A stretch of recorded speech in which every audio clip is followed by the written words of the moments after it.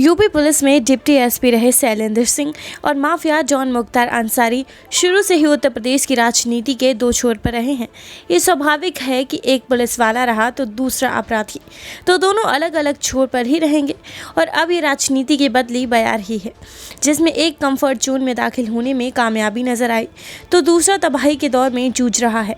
जिस राजनीतिक घराने की ताकत के बूते मुख्तार अंसारी अपनी हनक का प्रदर्शन करते रहे, उसी तरफ से राजनीतिक सपोर्ट न मिलने की वजह से ही शैलेंद्र सिंह को कठिन संघर्ष भी करने पड़े। अब अगर शैलेंद्र सिंह मौजूदा राजनीतिक समीकरणों में फिट होते नजर आ रहे हैं तो उसकी वजह सत्ता की राजनीति में परिवर्तन है। जैसे मुख्तार अंसारी मौजूदा सियासी माहौल में मिसफिट साबित हुए, ठीक उसी इकोसिस्टम में शैलेंद्र सिंह की राजनीति पूरी तरह से फिट है। ऐसा भी नहीं कि ये सब तो यूं चला गया हो, ये तो शैलेंद्र सिंह की दूरदृष्टि और पॉलिटिकली करेक्ट कदम उठाने का नतीजा है।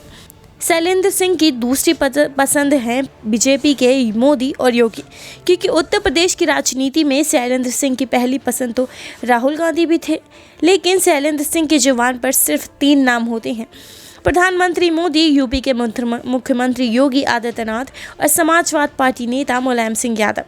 शैलेंद्र सिंह अब मोदी और योगी का नाम लेते नहीं थकते, लेकिन जिन दिनों वो मुलायम सिंह यादव के मुख्यमंत्री की कुर्सी पर बैठे रहने के दौरान कोप भाजन हुए और फिर सत्ता परिवर्तन के बाद मायावती के शिकार बनने पर कोई सहारा नजर नहीं आया, तो ये राहुल गांधी ही रहे जो शैलेंद्र सिंह को सबसे बड़ा संबल प्रदान किए। 2004 का लोकसभा चुनाव शैलेंद्र सिंह ने निर्दलीय उम्मीदवार के तौर पर लड़ा था, लेकिन 5 साल बाद 2009 में राहुल गांधी की पार्टी कांग्रेस ने चंदौली लोकसभा सीट से टिकट दिया। हालांकि वो वोट हासिल करने में सफल रहे। शैलेंद्र सिंह तीसरे पोजीशन पर रहे क्योंकि मुलायम सिंह उम्मीदवार रामकिशन ने मायावती की पार्टी के प्रत्याशी कैलाश नाथ यादव को शिकस्त दे दी। मुलायम सिंह यादव और मायावती से लड़ाई में शैलेंद्र सिंह को पहला सपोर्ट तो राहुल गांधी ने दिया। नए दौर की बात और है।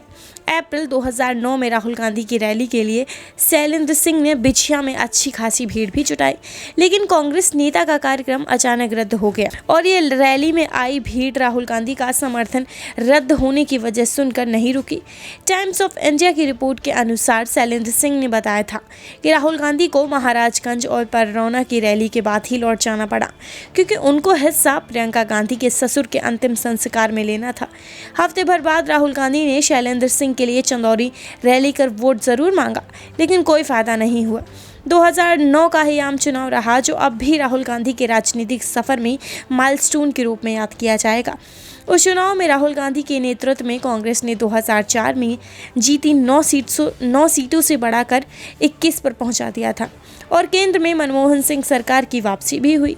तब यूपी में बीजेपी को 10 सीटें मिली थी, जबकि समाजवाद पार्टी और बीजेपी के क्रमशः 23 और 20 सांसद लोकसभा पहुंचे थे। अफसोस की बात यह रही कि राहुल गांधी कांग्रेस सांसदों की फहरिस्त में शैलेंद्र सिंह का नाम जुड़े ये निश्चित नहीं कर पाए। राहुल गांधी को छोड़ शैलेंद्र सिंह अब मोदी योगी के मुरीद भले हो गए हों, लेकिन पार्टी का टिकट दिलाने के साथ ही कांग्रेस नेता रैली भी की। अब सफलता नहीं मिली तो क्या किया जाए। ये तो बीजेपी नेता नितिन गडकरी भी कहते हैं कि सफलता के कई पिता होती हैं, जबकि असफलता का कोई माँ बाप नहीं होता। ये कोई ताज्जुब की बात नहीं है कि शैलेंद्र सिंह के मुंह से हाल फिलहाल कभी राहुल गांधी का नाम नहीं सुनने को मिला, लेकिन सच है कि शैलेंद्र सिंह के राजनीतिक सफर में राहुल गांधी का भी कम योगदान नहीं है। ऐसा भी नहीं है कि शैलेंद्र सिंह को राहुल गांधी या प्रियंका गांधी वाड्रा कभी ज्योतिरादित्य सिंधिया, रीता बहुगुणा जोशी, टॉम वडक्कन या एस कृष्णा की तरह नहीं है। सोच रहे होंगे थोड़ा बहुत मलाल तो रहता ही है, खासकर जब कोई सिंधिया या हेमंता बिम शर्मा जैसा दर्द दे रहा हो। शैलेंद्र सिंह अब ये बता रहे हैं कि योगी आदित्यनाथ ने उनसे कहा था कि जब वो सत्ता में आएंगे तो सब ठीक कर देंगे।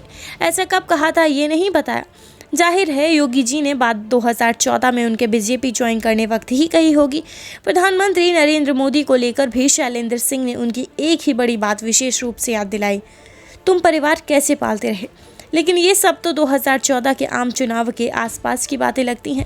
शुरू के 10 साल शैलेंद्र सिंह ने कैसे बिताए और लड़ाई कैसे लड़ी, राजनीति की राह अख्तियार तो शुरुआती कैसा अनुभव रहा होगा, ये सब या तो शैलेंद्र सिंह जानते हैं या उनके आसपास के घर परिवार या फिर बेहद करीब लोग। करीब 7 साल कांग्रेस में रहकर मुलायम सिंह और मायावती के साथ दो हाथ करने के बाद 15 अप्रैल 2014 को शैलेंद्र सिंह ने बीजेपी ज्वाइन कर ली। शैलेंद्र सिंह ने वाराणसी में नरेंद्र मोदी के इलेक्शन वॉर रूम का जिम्मा भी संभाला। तभी से जब भी प्रधानमंत्री मोदी वाराणसी के दौरे पर होते हैं, मुलाकात करने वाले बीजेपी नेताओं में से एक नाम शैलेंद्र सिंह का भी होता है। ऐसी ही तमाम खबरों को जानने के लिए हमारे YouTube चैनल को सब्सक्राइब करें। Subscribe to our YouTube channel and press the bell icon to get the latest updates.